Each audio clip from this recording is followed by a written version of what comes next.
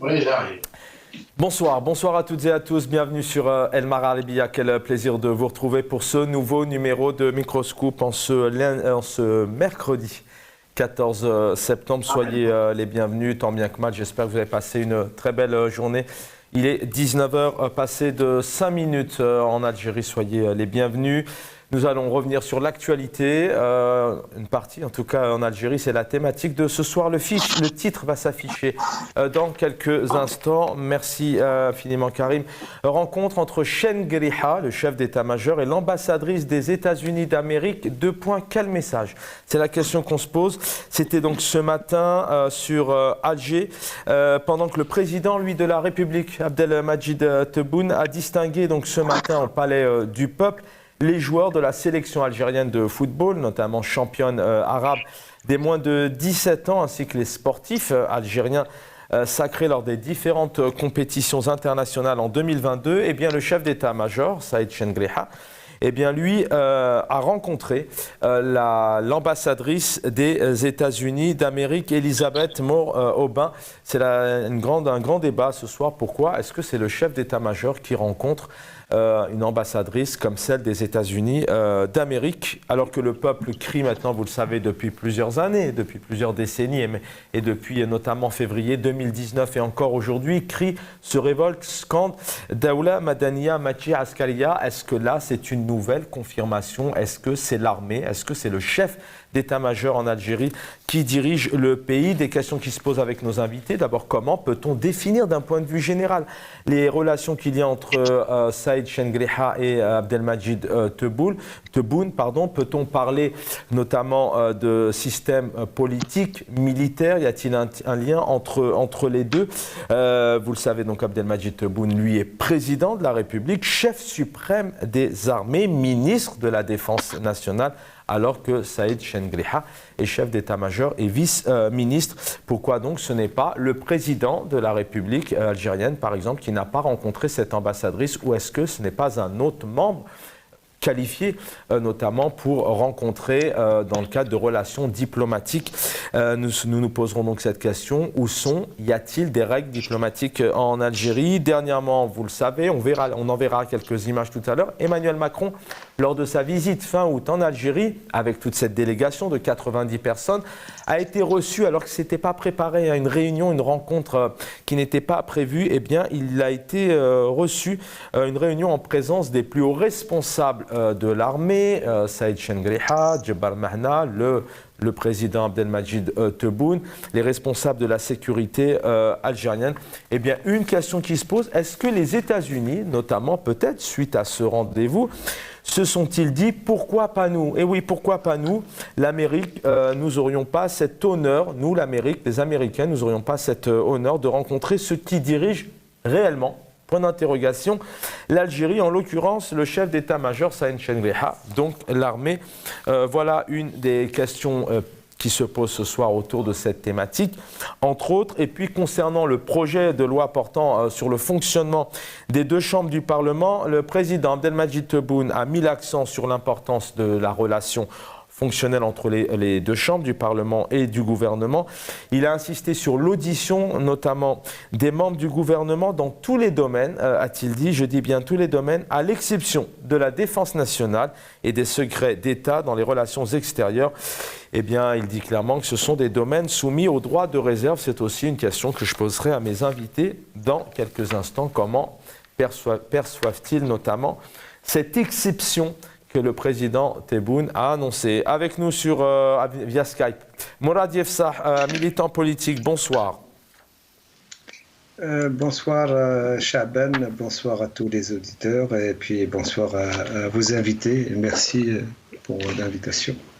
C'est nous qui vous remercions pour votre présence et votre fidélité. Yahya Mriouba, bonsoir, militant politique.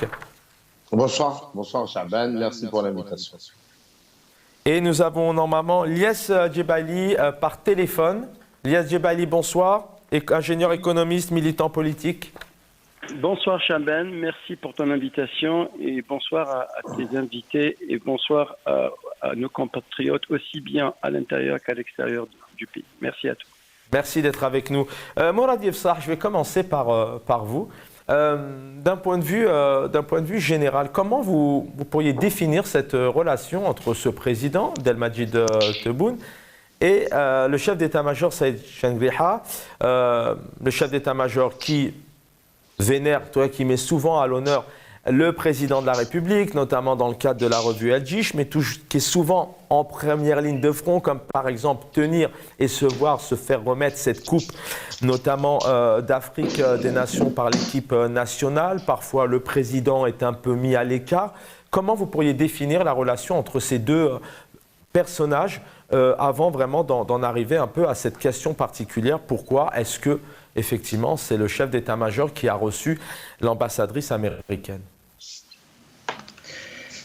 Je pense que, premièrement, l'origine du système politique algérien marque un peu l'état actuel du pouvoir. C'est-à-dire que dès 1962, et bien avant d'ailleurs, c'est même pas dès 1962, on connaît un peu je dirais, les conditions dans lesquelles la direction de la révolution algérienne, donc la guerre d'indépendance, a été conduite par une direction, je dirais, collégiale, militaire et politique, et une direction dans laquelle, effectivement, il y avait une contradiction entre, justement, ce leadership, d'un côté, donc, les militaires, et de l'autre, les politiques.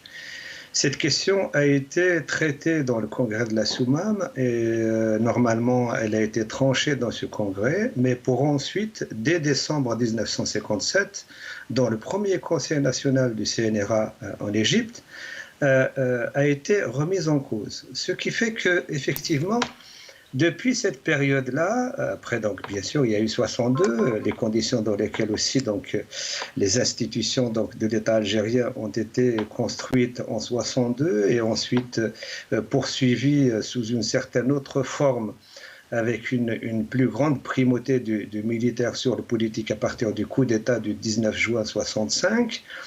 Mais aussi, je pense, à partir du coup d'État de janvier 92, après les élections qui ont été des élections législatives qui ont été annulées, et il y a eu aussi une accentuation du caractère et de la place de l'institution militaire dans la définition du pouvoir politique en Algérie.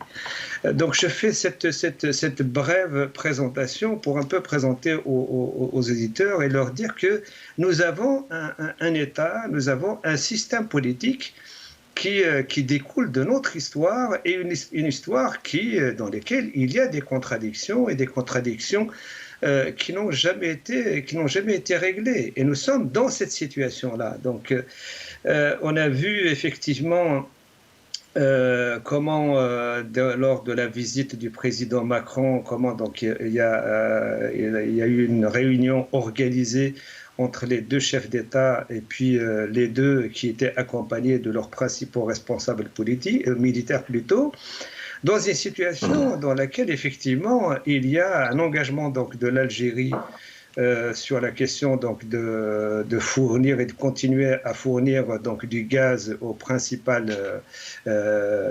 principaux pays économiques européens, oui, l'Italie, la France, l'Espagne, qui sont quand même trois principales économies de l'Union européenne. Et on sait que les ressources gazières se situent dans des endroits qui doivent absolument être sécurisés du point de vue militaire. On sait qu'il y a eu déjà un incident, c'est pas un incident, il y a eu une attaque grave qui a eu lieu à El Amenas qui s'est soldée par la mort de plusieurs dizaines d'ingénieurs, de compatriotes et étrangers. Et donc, on voit bien qu'effectivement, il y a aujourd'hui la question de la sécurisation de cet aspect fondamental qui est la ressource énergétique, qui est la base de la continuité et des économies, de grandes économies mondiales, comme celle de la France, l'Italie et l'Espagne. Et je pense que derrière ces rencontres entre les responsables militaires algériens et les responsables politiques et militaires étrangers, donc français et maintenant états-uniens, rentre dans le cadre effectivement de ces garanties que l'Algérie voudrait donner sur sa capacité à assurer On va y entrer. livraisons. Merci en tout cas Voilà, pour cette première ébauche de... C'est comme ça que je comprends les choses et je pense que aussi il y a d'autres, on peut rentrer dans les détails après. Ouais, je vais revenir vers vous dans un instant. En tout cas, c'est bien d'avoir commencé effectivement à nous donner quelques raisons possibles pour lesquelles qu'on puisse voir aujourd'hui le chef d'état-major recevoir l'ambassadrice américaine à Alger. Question aussi simple avec vous, Yahya Mariouba, vraiment. Juste peut-être la définition, alors c'est normal que vous soyez tenté aussi d'étayer un peu plus, mais la relation entre ces deux personnages, et je vais peut-être poser cette question un peu brute et directe que beaucoup se posent. Qui dirige ce pays? Est-ce que sur certaines rencontres, certains points forts, certains moments forts, faut montrer que ce soit le militaire et à d'autres moments un peu plus cool comme ce matin, et c'est important de recevoir cette jeunesse.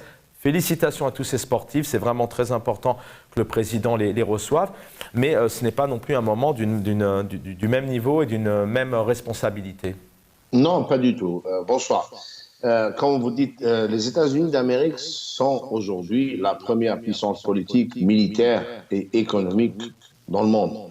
Donc, quand l'ambassadrice américaine à Alger, alors je ne sais pas si vous me recevez.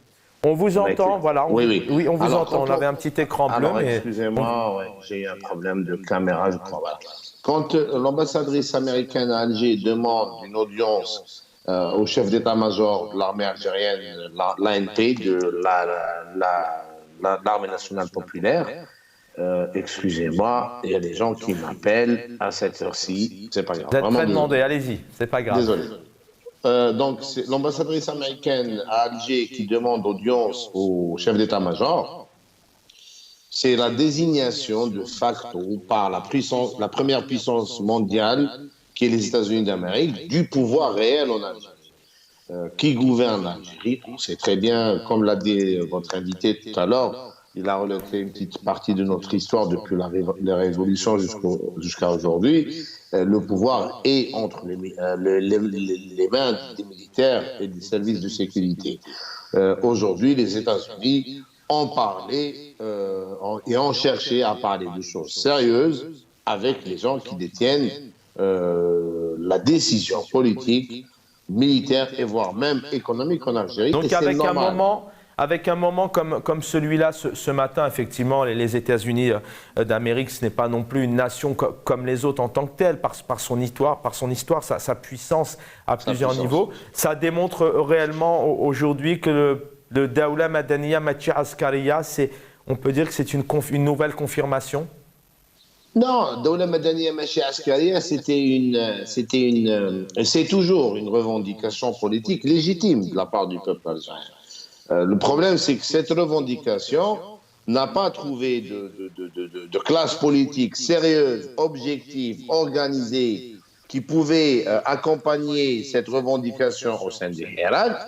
Malheureusement aussi, cette revendication n'a pas trouvé en face, c'est-à-dire dans le régime lui-même, des gens, des officiers supérieurs. Quand on voit un État, le militaire dans un pays qui d'abord est très présent, parce qu'il y a certains pays où sur 100 personnes, on ignore totalement quel est le chef d'état-major, mais on se rend compte tout de même qu'en Algérie, l'armée est très présente. Ce matin, ce message envers tous les Algériens et les Algériennes qui regardent ce message, c'est peut-être indirectement de leur dire, voilà, c'est le... Oui. Alors, ce que pensent les Algériens n'est pas un problème pour les dirigeants actuels en Algérie.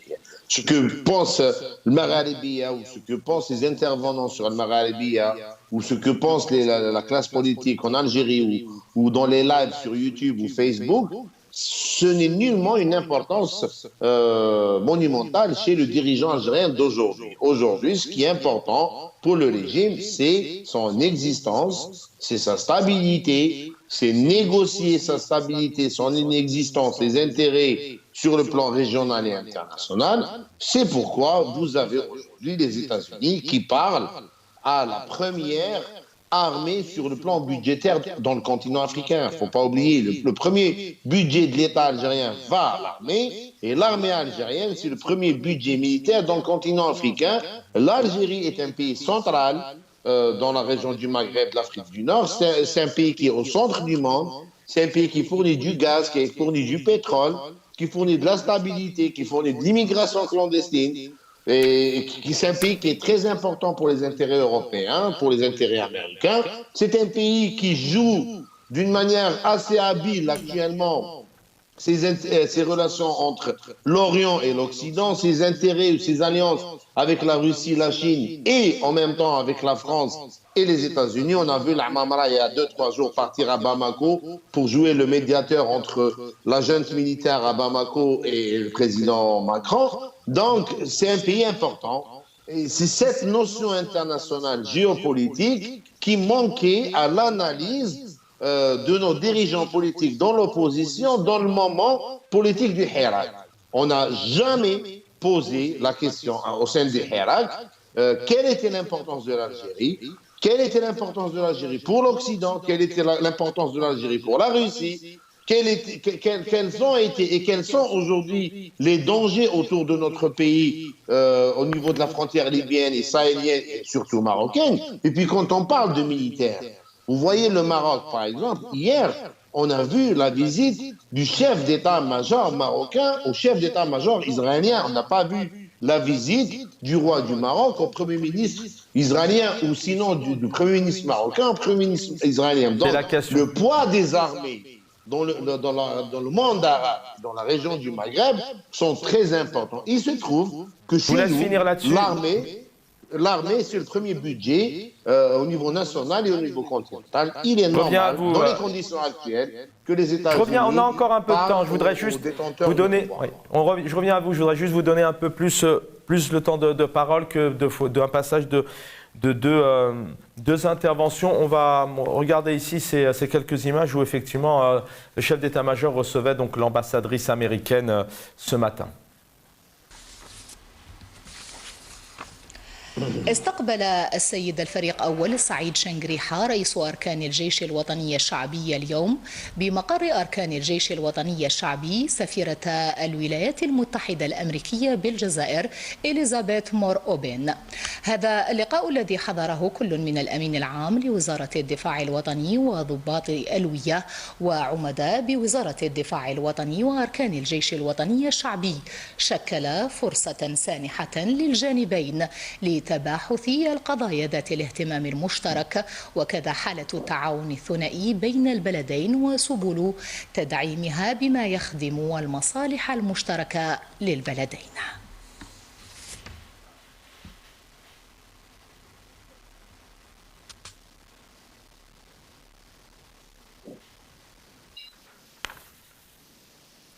Quel message derrière cette rencontre entre un chef d'état-major, donc l'armée d'un pays, et puis la diplomatie, une ambassadrice, en l'occurrence celle des États-Unis d'Amérique à Alger. Lies Djebali, bonsoir une nouvelle fois.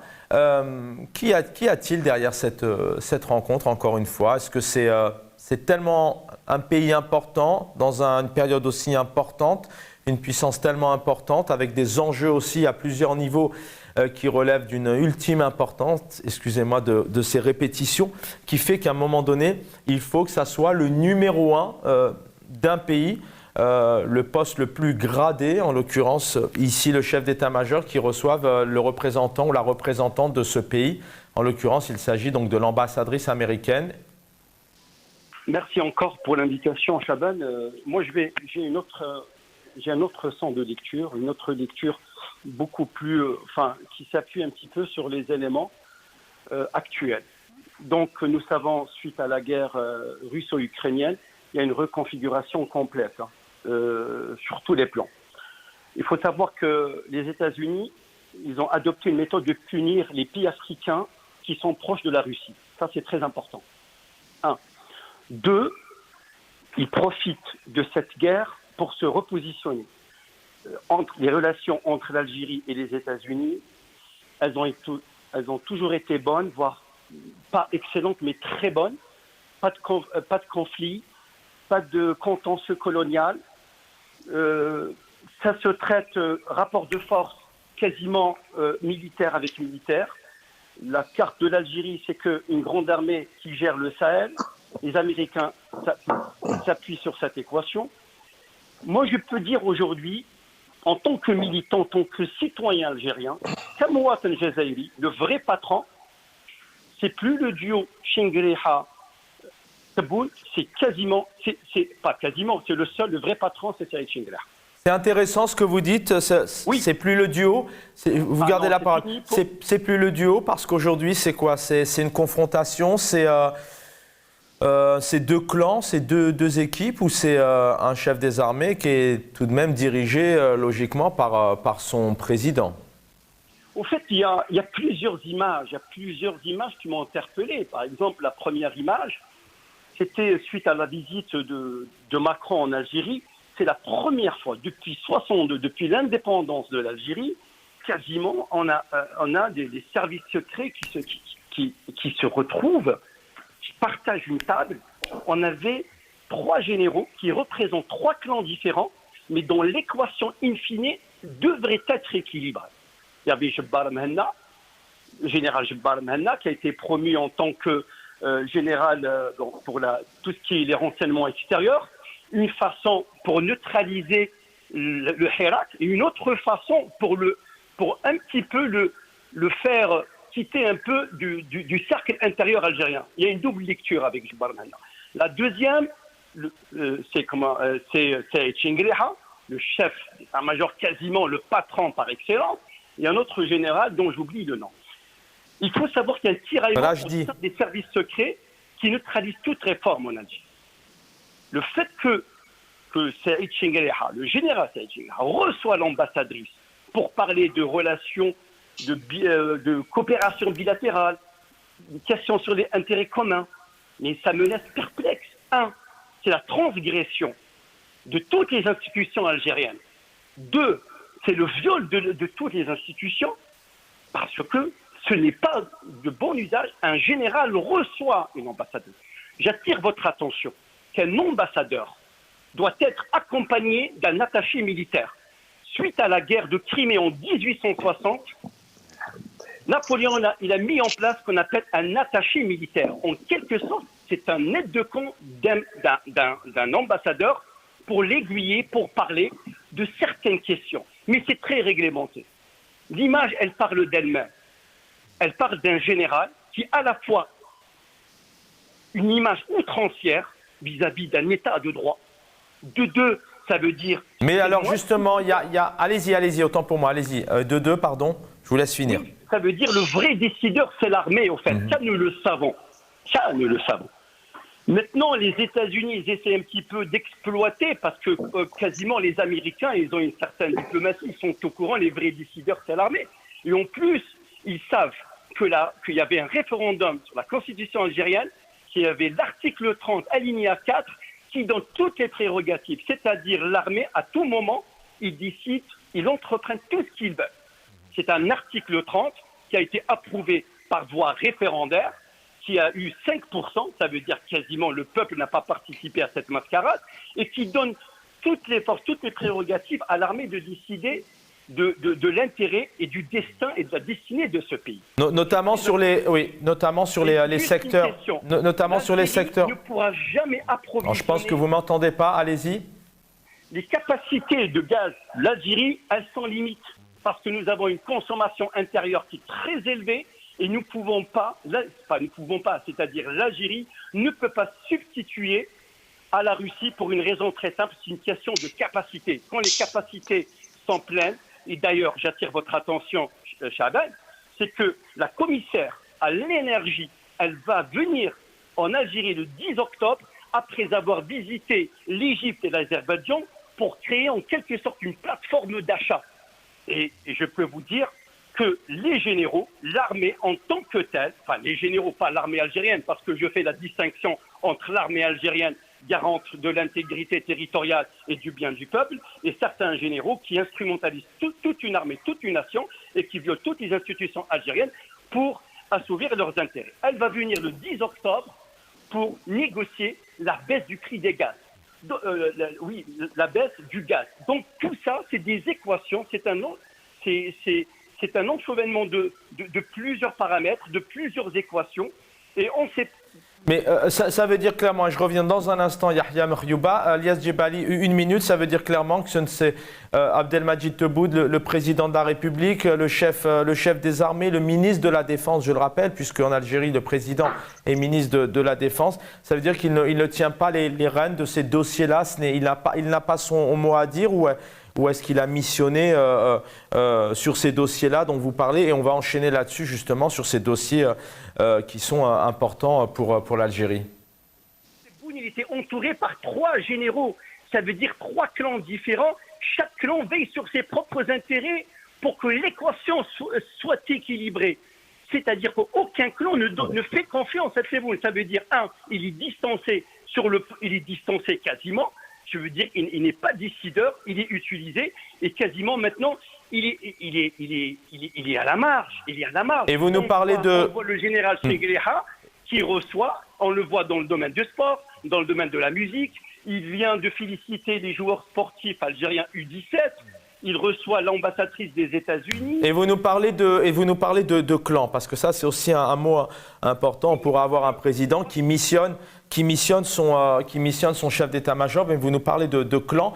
Yahya Merhiouba, vous pouvez aussi réagir sur ce que vous venez d'entendre. Je vais juste lire tout de même le communiqué du ministère de la Défense. Cette rencontre à laquelle était présent le secrétaire général du ministère de la Défense nationale et des officiers généraux et du ministère de la Défense nationale et de l'état-major de l'armée nationale populaire a été l'occasion pour les deux parties de discuter des questions d'intérêt commun et d'examiner l'état de la coopération bilatérale entre les deux pays, ainsi que des voies et moyens de son renforcement. Yahya Merhiouba.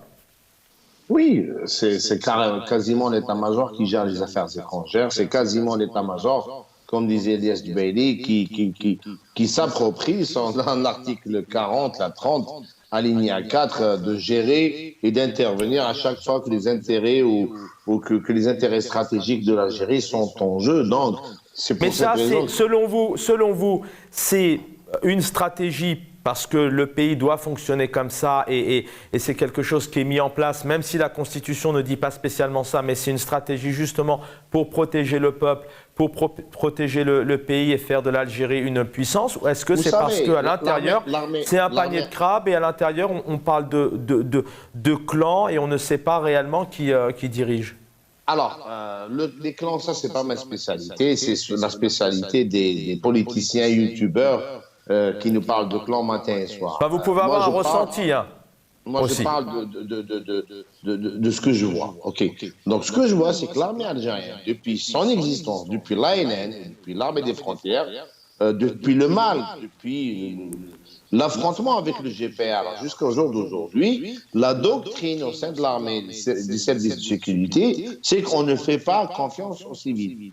On ne fait pas confiance aux politiques. On ne fait pas confiance à la société civile parce que, pour mille et une raisons, parfois objectives, parfois totalement farfelues, on doit être les gardiens du temple, qui est l'Algérie. Aujourd'hui, pour eux, la classe politique dirigeante et la classe politique opposante, elle est défaillante. Elle ne peut pas être aux commandes d'un pays comme l'Algérie, d'un si grand pays, riche et convoité. Elle a du mal, surtout, on peut en parler, mais elle a beaucoup de mal aussi, la classe politique opposante a du mal aussi à s'affirmer, à travailler, à avoir la liberté. C'est même pas s'affirmer. Cette classe politique a démontré sa faiblesse intellectuelle dans l'analyse pendant le temps politique qui était le Hirak, ou qui est toujours le Hirak. Malheureusement. Est-ce que c'est pas un peu... Excusez-moi, je vous laisse... Je suis dur de jugement. Non, je ne dis pas que vous êtes dur, mais moi je vous pose une question. Est-ce qu'en Algérie, c'est difficile de mettre un parti en place, d'avoir des membres, de travailler, de prendre le temps, de se réunir et de sortir un projet politique, il y a des dirigeants politiques en Algérie, dans l'opposition, qui ont activé dans une liberté très relative entre 2019 et début 2021, mais on n'a pas vu des choses extraordinaires, malheureusement. Si le président français, avec son patron de l'état-major et le chef des services extérieurs, si l'ambassadrice américaine aujourd'hui vient parler directement à un interlocuteur militaire qui est Shingriha et les généraux-majors responsables de la sécurité intérieure et extérieure, c'est parce qu'ils ont aussi l'Occident et les gouvernements étrangers ont constaté que dans ce pays, malheureusement, aujourd'hui, on ne peut parler qu'à cette armée. Les États occidentaux qui défendent les droits de l'homme, la France est le pays des droits de l'homme. Tout le monde s'accorde à le dire. Mais parle à un pays, c'est pas parce qu'il défend les droits de l'homme, c'est pas parce qu'il respecte les droits de l'homme. Il parle à des dirigeants politiques parce qu'ils sont là, parce que c'est eux l'État, parce que c'est eux qui tiennent la décision politique et économique. En dehors de ça, ils vont pas, c'est pas la France ou c'est pas les États-Unis, même s'ils défendent un discours droit de l'hommisme, c'est pas à ces pays-là de faire émerger une classe politique intelligente et responsable en Algérie, que ce soit à l'intérieur du régime ou dans l'opposition. Aujourd'hui, l'opposition algérienne, soit elle est muette, soit elle est compromise dans les parlements et les assemblées locales et nationales du régime, soit elle est à l'étranger et elle nous parle de fracas, excusez-moi du terme, de fracas sexuels, de responsables de deux. Soit il y a un manque, soit parfois il y a tout de même un manque, des difficultés, pas un manque, mais des difficultés aussi de faire de la politique. Vous allez, je reviens à vous, je voudrais juste revenir à vous. Même des régimes militaires. Il ne faut pas attendre d'un Shingriha ou d'un Gaïd Salah qui vous ouvre le champ politique. C'est pas possible. Un champ politique, pour qu'il soit ouvert, il faut qu'il trouve une classe politique militante qui se fixe. Parfois, je reviens à vous, je voudrais juste revenir à vous en fait. Je voudrais revenir à vous parce que si je vous laisse terminer, malheureusement, je vais vous saluer maintenant parce que le temps passe. Je vais revenir à vous, mais c'est un sujet important auquel Mourad Yefsah, militant politique aussi, peut réagir sur cette base militante de l'opposition, effectivement. Comment elle peut réagir aujourd'hui? Vous pouvez vous exprimer, Mourad Yefsah, là-dessus, sur ce que vient de dire Yahya Merhouba, parce qu'on sait qu'en Algérie aussi, il y a des partis d'opposition qui ont tenté de se réunir, et pas aujourd'hui, qui sont tout de même intimidés. L'UDS, Fethi RS, le MDS, c'est pareil, le RCD, l'UCP, enfin, on peut en parler encore longtemps, mais c'est aussi une question qui se pose. Mourad Yefsah, vous pouvez réagir là-dessus, bien sûr, mais continuons un peu aussi dans cette rencontre de ce matin, de ce message qu'il y a derrière. C'est que vous commenciez à l'évoquer tout à l'heure, c'est qu'on est dans une période tellement importante que le chef d'état-major vraiment doit rencontrer cette ambassadrice, notamment liée à ce conflit entre la Russie, l'Ukraine, notamment les énergies, etc. Il faut qu'on essaye de comprendre, et pour comprendre, il faut partir de l'existant. C'est qu'est-ce qu'on voit. Qu'est-ce qu'on voit effectivement? On voit qu'au niveau de nos frontières, il y a plusieurs guerres, il y a des situations explosives qui risquent de faire exploser toute la région, pas seulement l'Afrique du Nord, mais jusqu'à l'Afrique de l'Ouest. Avec ce qui se passe au Mali, avec ce qui se passe au Burkina, ce qui se passe au Niger, les risques sur la Mauritanie, la guerre en Libye, la situation de crise au Sénégal, etc. jusqu'au Nigeria. Donc il y a une situation quand même explosive dans cette région. Ça, c'est un premier point, personne ne peut le nier. Deuxième aspect, c'est que la place que joue l'Algérie dans la tentative donc, de trouver des solutions politique à ces guerres, elle est primordiale. Quand on parle de l'accord d'Alger de 2015 par rapport à la situation au Mali, elle englobe aussi donc, les conséquences sur ces pays-là qui sont aussi menacés.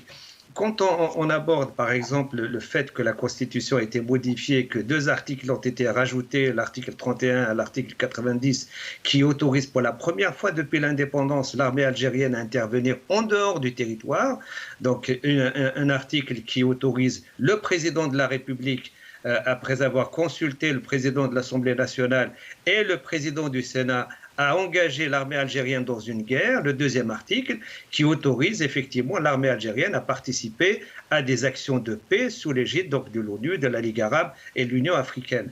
Ce sont donc des changements politiques avant tout, et bien entendu qui sont le produit d'une stratégie politico-militaire dont la hiérarchie militaire est totalement impliquée. Donc nous sommes dans une situation effectivement où les aspects militaires commencent à peser sur l'ensemble des États. D'autant plus que nous sommes dans une situation de guerre en Ukraine qui n'est pas une guerre entre deux États, mais c'est une guerre qui est mondialisée. C'est une guerre dans laquelle il y a la Russie qui a envahi l'Ukraine, effectivement, donc une guerre entre la Russie et l'Ukraine. Mais dans cette guerre, il y a tous les États occidentaux qui sont dans l'OTAN, qui sont impliqués dans cette guerre. Et bien entendu, ces pays de l'OTAN aussi, donc ils ont des intérêts donc en Afrique avec leur présence dans cette région-là, ce qui fait qu'il y a nécessité, bien entendu, de discuter politique et stratégie militaire. Donc moi, c'est comme ça que je lis et c'est comme ça que je comprends un peu donc cette réunion entre les dirigeants politiques algériens avec les dirigeants politiques français en présence des principaux responsables militaires. Et c'est comme ça que je lis aussi donc cet entretien entre l'ambassadrice américaine avec son conseiller militaire et donc le chef d'état-major algérien et les principaux responsables. Donc ça, c'est sur ça veut dire qu'on est en train. D'ailleurs, il suffit de suivre un peu les discussions qui sont en train de se mener au sein des instances politiques et militaires, donc de la CEDEAO, au Mali, etc., par rapport donc à la place de l'Algérie dans la recherche d'une solution. Il y a des débats actuellement au plus haut niveau. Celui qui a conduit la délégation algérienne pour discuter de ces aspects-là, c'est pas un général, c'est le ministre des Affaires étrangères algérien, c'est Abdallah Mamra qui a été là-bas, qui a débattu. Il y a eu des réunions à un très haut niveau. Donc, qui dans la délégation a été conduite par un politique.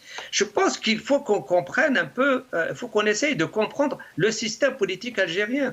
Il ne s'agit pas, bien entendu, de dire que l'armée ne joue pas un rôle. Non, l'armée joue un rôle majeur dans la direction des affaires politico-militaires en Algérie. Et ça a été depuis le début, depuis la guerre de libération. Et c'est pour ça que j'ai rappelé un peu quelques éléments qui peuvent nous permettre de comprendre un peu aujourd'hui la place donc de l'instance militaire dans la direction donc des affaires politiques et militaires du pays. D'autant plus qu'aujourd'hui, les affaires militaires sont en train de prendre le pas sur les aspects politiques. Pas seulement par rapport aux différentes guerres, mais aussi par rapport à la nécessité donc, du fait de l'emplacement des gisements donc, du pétrole et des gaz donc, dans cette partie qui est instable donc, par rapport à la guerre donc, au niveau du Sahel, et donc la place que doit jouer aujourd'hui donc, l'armée pour sécuriser donc, toute cette région-là. L'autre aspect par rapport donc, aux partis politiques, moi je pense que et il y a un élément fondamental, un bout par lequel, à mon avis, il faut prendre cette question-là. Je pense qu'il y a eu des tentatives de rupture politique en Algérie qui ont été tentées depuis l'indépendance pour en faire un régime politique, c'est-à-dire un régime dans lequel les politiques décident et ont sous leur responsabilité, sous leur responsabilité les militaires, à tout point de vue, que ce soit au niveau donc, national, que ce soit au niveau wilayal, etc. Il y a eu des tentatives et à chaque fois, ça a été un échec. Et nous sommes donc dans cette situation-là. La dernière tentative, c'est effectivement le Hirak. Le Hirak, qu'est-ce qu'on constate ? On constate qu'il y a un mouvement populaire révolutionnaire qui veut une rupture radicale. La rupture radicale, ça veut dire que c'est un changement de nature de régime, c'est ça. C'est-à-dire que le sens de la rupture radicale, c'est le changement de nature de régime, d'un régime militaro-policier bureaucratique en un régime politique, dans lequel effectivement l'acteur politique central qui décide dans le pays, c'est l'élu, c'est celui qui est élu par le peuple et celui qui a eu le mandat du peuple pour diriger le pays. Donc effectivement, cette révolution populaire pour une rupture radicale n'a pas été jusqu'au bout. Les partis politiques, les organisations politiques... Je vous laisse finir là-dessus, mon Radif Sah. Ce que je constate, c'est qu'elles ont été elles ont suivi le mouvement. Elles n'ont pas été, je dirais, des initiatrices donc ni de ce mouvement, ni elles n'ont voulu jouer un rôle dirigeant de ce mouvement. Elles ont tenté de suivre, et des fois aussi elles ont tenté donc de tirer quelques profits, donc avec des comportements très opportunistes. Donc ça relève quoi? Ça relève la faiblesse politique et organisationnelle des partis et des organisations. Je reviens à vous. On est obligé, ça c'est la première leçon qu'on doit tirer donc de l'analyse effectivement donc de ce mouvement populaire qu'on appelle le Hirak. Merci. Et la place que les partis politiques et les organisations, qu'elles soient syndicales, associatives ou autres, ont tenté donc de jouer dans ce mouvement révolutionnaire. Merci Morad Yefsa. Je vais revenir, je l'espère, à vous dans un instant. Lias Djebaili, vous êtes toujours avec nous par téléphone. Vous êtes militant politique. Il y a des choses qui ont été dites là sur l'implication notamment des partis politiques, leur possibilité aussi de faire de la politique librement, de s'exprimer. On a encore vu cette semaine des journalistes ont été arrêtés. Il y a encore pas mal aussi de détenus. Peut-être que les associations ou les partis politiques, à un moment donné, elles ont accompagné ce mouvement. Peut-être qu'elles n'ont pas eu le bon rôle au bon moment, mais c'est question quand même qui se pose. Est-ce que c'est facile de mettre sur la table continuellement ce système, ce Daoula Madaniya Machi Askaria et continuer à militer? En fait, il faut tenir un discours de vérité. Question c'est-à-dire la vérité. Il faut tenir un discours de vérité. Le peuple algérien il a atteint une maturité pour comprendre les tenants et les aboutissants. Moi, quand on parle de partis politiques, d'opposition, elle est complètement laminée. Elle est complètement laminée. C'est-à-dire, il y a des partis qui sont menacés de dissolution. On a plus de 300 détenus d'opinion incarcérés pour des publications. On a récemment un journaliste qui travaille pour Chourouk, sachant que Chourouk est une presse pro-pouvoir, c'est-à-dire qui a capitulé pour le pouvoir. Il a été en détention. Pourquoi? Parce qu'il a écrit un écrit sur les dates exportées parce qu'elles étaient contaminées ou est-ce qu'elles ne répondaient pas aux certaines normes sanitaires européennes. C'est ça la réalité. L'inflation, la croissance, elle est négative. 5,5. La misère galopante. C'est la militarisation du pays. Moi, j'ai rien contre l'armée. Je suis d'une région qui sont dans l'armée. Dans ma famille, il y a des gens qui sont dans l'armée, qui ont des postes très importants. Mais on ne peut pas continuer de la sorte. L'Algérie il faut qu'elle devienne un État de droit. En 62, c'est fini maintenant. C'est plus la gouvernance militaire. Avez-vous vu une nation qui a été développée sur le plan économique, sur le plan sociétal, sur le plan d'épanouissement, quand elle est gérée par une gouvernance type militaire? Jamais. Moi, je n'ai jamais vu. Personnellement, si vous avez vu, faites-moi signe. Donc, nous ne sommes pas contre notre armée, parce que c'est l'armée, c'est le patrimoine du peuple, c'est pas le patrimoine d'un général ou deux. Un général, c'est quoi? C'est un haut fonctionnaire. Il répond, voilà, et c'est un haut fonctionnaire de l'État. Il ne peut pas s'accaparer des décisions comme ça. On nous dit il a reçu audience accordée, non accordée. Mais les États-Unis, ils jouent là-dessus. Les États-Unis, c'est une grande démocratie, qu'on le veuille ou pas. Ils exploitent notre faiblesse, la faiblesse de l'Algérie parce qu'elle est gérée par des militaires. Ils vont l'exploiter pour gérer les questions du Sahel. Vous voyez ça comme ça, une faiblesse? Oui, bien sûr. Vous savez. Pourquoi? C'est très simple. Vous croyez que les puissances du monde ne savent pas ce qui se passe en Algérie? Honnêtement, vous croyez que Macron ne sait pas ce qui se passe en Algérie? Quand on lui a posé la question, une journaliste, je ne sais pas de quel quotidien, lui a posé la question. Avez-vous abordé la question sur la question des détenus d'opinion? Qu'est-ce qu'il a dit? Nous avons abordé la plupart, il n'a pas dit l'intégralité, la plupart des questions. Quant à la question algérienne, je ne suis pas ici pour m'ingérer dans les questions algériennes, parce qu'il ne veut pas refaire la même bourde, parce qu'il sait qu'in fine, il risque que le gaz risque d'être coupé ou d'être ceci. Donc, ils savent comment ça se passe. Les États-Unis aussi, ils s'appuient sur l'armée algérienne. L'armée algérienne est une armée qui est très forte, avec un budget de 13 milliards. Forcément, c'est une armée qui peut, entre guillemets, sous-traiter pour les grandes puissances, c'est-à-dire sécuriser les régions, combattre le terrorisme. Voilà, donc tout ça, c'est connu. Et maintenant, en fait, la question des droits de l'homme, elle devient une question subsidiaire, secondaire pour les chancelleries occidentales.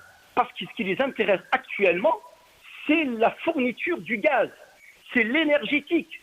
C'est l'énergétique, comment ils vont affronter un hiver rude et comment, c'est-à-dire, répondre aux besoins de leur peuple. Liel Djebaili, avant de vous libérer, puisqu'il nous reste 6 petites minutes d'émission, je voudrais avoir votre réaction aussi, et c'est la dernière question que je poserai à mes autres invités.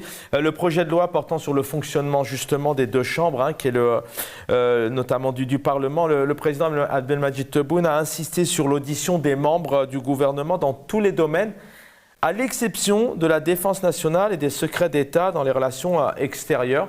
Vous réagissez comment? C'est normal pour vous? Je veux dire, c'est pas normal. Une commission doit interroger dans un État transparent, dans un État de droit. Tout diplomate, tout militant doit être auditionné par une commission. C'est normal. Sur le plan économique, sur le plan de la défense, il dit que la défense ne doit pas être évoquée. Mais pour quelle raison? Il n'y a même pas un organe de contrôle au sein du Parlement qui contrôle, c'est-à-dire le budget de l'armée. Avec 13 milliards, jusqu'à présent, nous restons importateurs. 13 milliards de dollars par an, nous sommes importateurs. Nous importons des armes, c'est-à-dire nous sommes incapables de créer du zizi et de fabriquer nos propres armes. Merci Ilyes Djebaili. Merci infiniment.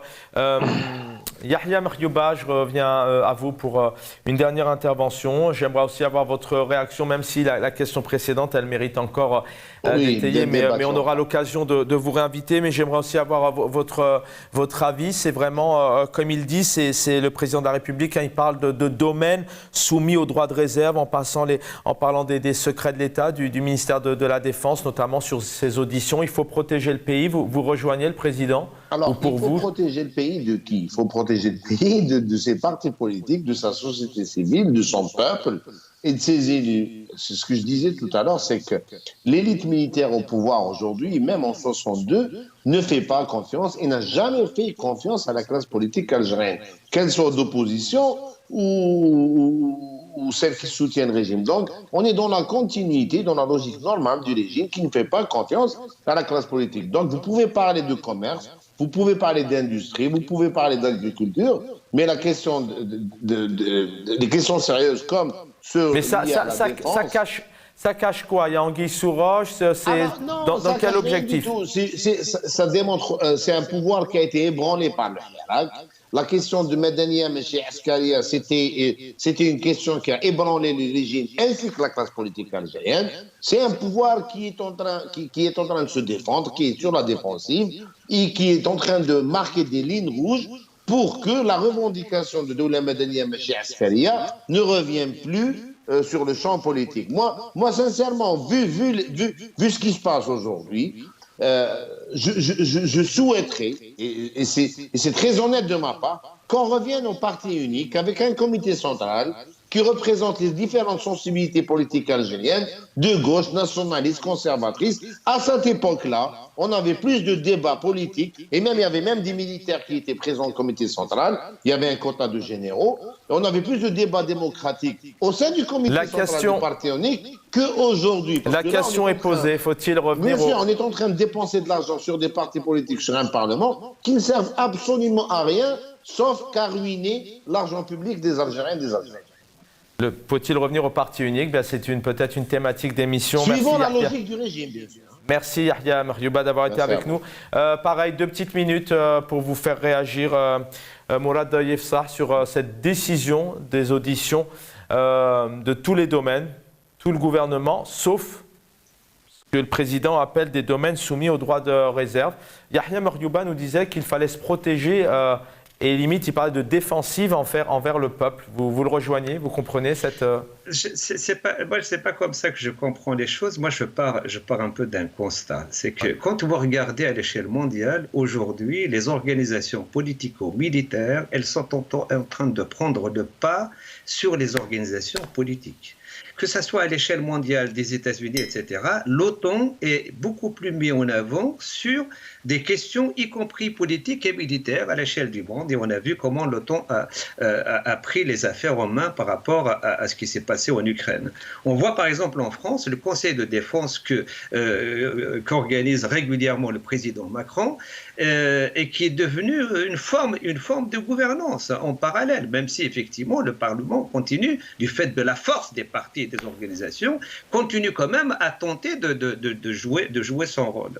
Je pense qu'en Algérie, la situation, elle est la même. Elle est la même, mais avec quand même un passif, le fait qu'effectivement, nous avons un système, un régime politico-militaire et policier et bureaucratique qui fait qu'effectivement, aujourd'hui, les choses s'accentuent. La place de la guerre est en train de prendre une grande importance et donc à ce moment-là, il y a même le Parlement et le Sénat qui n'ont aucun rôle dans la constitution algérienne. Hein. Le pouvoir est, quand on regarde la constitution, le président de la République, l'exécutif détient tous les pouvoirs. Le Parlement, c'est une assemblée donc d'élus qui sont là, qui discutent et qui débattent, mais en réalité qui n'ont aucun pouvoir. Et donc là maintenant, on leur interdit. En réalité, qu'est-ce qu'il y a derrière? On leur interdit de poser des questions sur les questions militaires et sur les questions stratégiques. C'est ça qu'il y a derrière. Ça veut dire qu'ils disent aux députés, à partir de maintenant, parce que jusqu'à maintenant, il y a des fois, de temps en temps, un député qui pose des questions, et ça devient public, et des fois, bon, il y a des petits débats autour de cette question-là. Mais là, avec ce qui vient de sortir, on dit aux députés, on vous interdit d'aborder ces questions militaires-là. Donc ça veut dire qu'encore une fois, c'est un corsetage donc, de ces institutions électives, donc de cette Assemblée et de ce Sénat. Et ça veut dire qu'on va vers une plus grande, je dirais, un régime beaucoup plus autoritaire. Qui va vers la dérive. Merci pour... Moi, je ne suis pas d'accord sur les systèmes de parti unique. Moi, je suis pour... On y reviendra. On y reviendra, voilà, c'est une thématique... Vraiment, ce n'est pas le moment de revenir là-dessus. Je pense que... Mais devoir rendre l'antenne, Mourad Yefsah. On a payé très cher donc, le fait d'en finir avec le système de parti unique. Ouais. On y reviendra, Mourad Yefsah. Je vous promets que c'est une thématique, en tout cas, que je proposerai. Faut-il revenir au parti unique? Il y a des invités qui sont pour, qui sont contre, comme vous l'avez vu ce soir. C'est ça, le débat est ouvert sur El Maralbi. En tout cas, votre réponse, elle est claire. C'est permettre à ces députés ou ces ministres, qu'on entend très peu d'ailleurs, on n'entend vraiment personne en cette période de rentrée. Une question qui se posera aussi dans les futures émissions. Est-ce qu'encore une fois, ce pays est livré à lui-même, puisqu'on n'entend aucun ministre de la Santé, de l'Environnement, de l'Écologie, de l'Éducation, puisque dans quelques jours, le 21 septembre, ça sera la rentrée. Donc est-ce que cette décision, effectivement, de ne pas soumettre le ministère de la Défense, entre autres, aux questions du Sénat ou du Parlement, c'est effectivement peut-être d'avoir un État encore plus autoritaire, comme vient de l'évoquer Mourad Yefsah. Merci d'avoir été avec nous. Merci Ilyes Djebali et merci Yahya Merhouba, le programme. Merci à l'équipe en régie, bien évidemment, Karim, Rada et Jamila de m'avoir accompagné. Je vous souhaite une très belle soirée. J'aurai le plaisir, je l'espère, de vous retrouver demain soir pour un nouveau numéro de Microscope. Je voudrais juste rapidement qu'on envoie, s'il vous plaît, l'annonce de Jamaldine Benchenouf qui vous retrouvera samedi à 18h30. Voilà, on envoie juste l'annonce, s'il vous plaît. Ça dure 30 secondes, mais c'était important de la diffuser ce soir. Merci, la régie. Bonne soirée à tous. Salam alaikum, Azulfillaoun. Bonsoir. J'aurai le plaisir, dès samedi, le samedi prochain, 17 septembre, d'animer pour vous une émission thématique, InfoScan, à partir de 18h30, heure d'Alger. Et ce sera ainsi chaque samedi, Inch'Allah. Khawala khair.